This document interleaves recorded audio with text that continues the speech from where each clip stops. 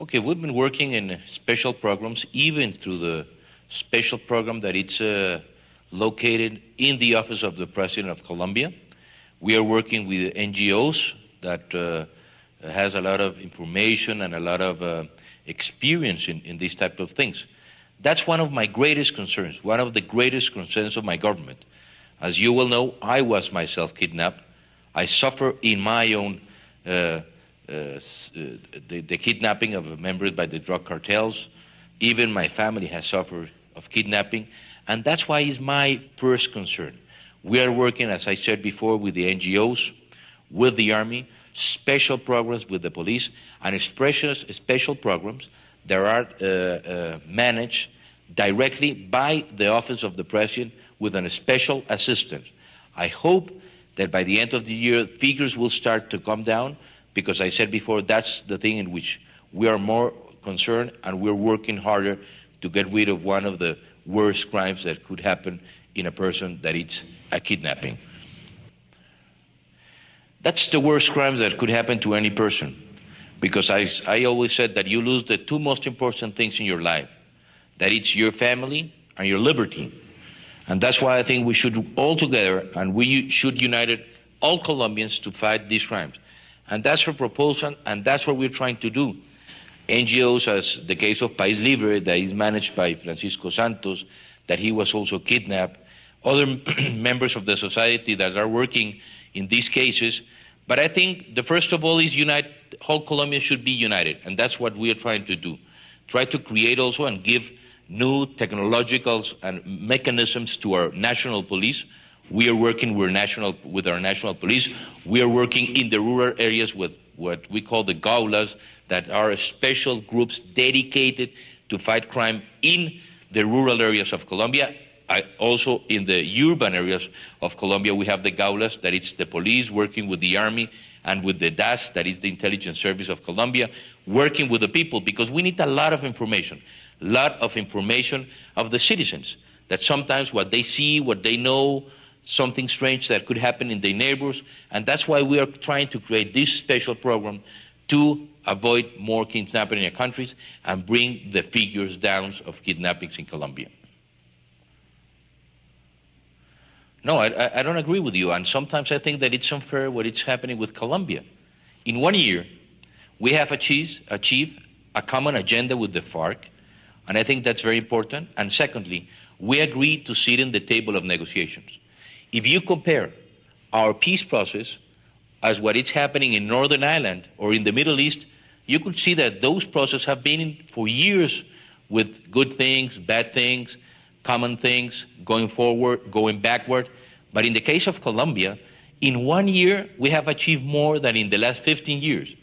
In 1 year, we have achieved, as I said before, the two most important things: the will of the FARC to sit in the table of negotiations and a common agenda, 12 points to be discussed with the FARC.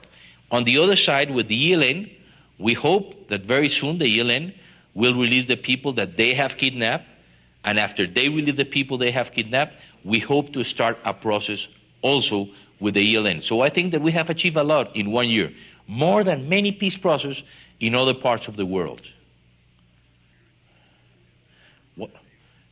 Oh, we're doing that. We're doing that. Even if you could see the interviews of the leaders of the paramilitaries, he has been very tough against my government, against my army, because we've been very tough against paramilitaries. Even they found some weeks ago a threat of killing myself in when I was going to travel outside of Bogota. But one thing, if we want to end with all the violence in Colombia, if we want to end with the guerrilla, I don't call them paramilitaries, I call them autodefensas. It's a type of vigilantes that we have in Colombia. If you talk about kidnappings, you have a common denominator, that it's narco-trafficking. Narco-trafficking is the one that finances all the violence in this country. All the different groups that are involved in the violence in Colombia are financed by narco-trafficking. That's why I proposed last week in the United States, even in the United Nations, and I am proposing to the international community to support what we have been calling the Colombia Plan. We need money, first of all, to fight narco-trafficking. Second, to put our economy back on track. Third, security inside our country. And fourth, and maybe the most important, It's investment in social justice. And I think if we eradicate narco-trafficking and if we invest in these areas, we're going to eradicate violence from my country. Brian, we are not asking aid, because the problem of narco-trafficking is a problem of Colombia, it's a problem of the United States, it's a problem of Canada, it's a problem of Europe, of Asia. This is a world problem. This is not a Colombian problem. So that's why we're not asking aid, any kind of aid. What we are asking at this moment is partnership. All of us, if we want to fight drugs, if we want to eradicate drugs from the face of the earth, all the countries should be united. And that's why for the first time we have a comprehensive plan that we call the Plan Colombia. It's a $7.5 billion, $4 billion are going to be given by my government, by the Colombian people. What we're asking to the international community is $3.5 billion to fight in a partnership with Colombia in eradicating narco-trafficking. And as I said before, if we eradicate narco-trafficking, we're going to eradicate violence of my country. All kind of aid. I think there's all types of aid. Money, first of all, if they could help us. Secondly, I think enhanced commerce. That's why also I proposed to the United States. If we enhance commerce with the United States, with Canada, with the world, what we will have in Colombia is more employment, a better quality of life, more money to be invested in social justice.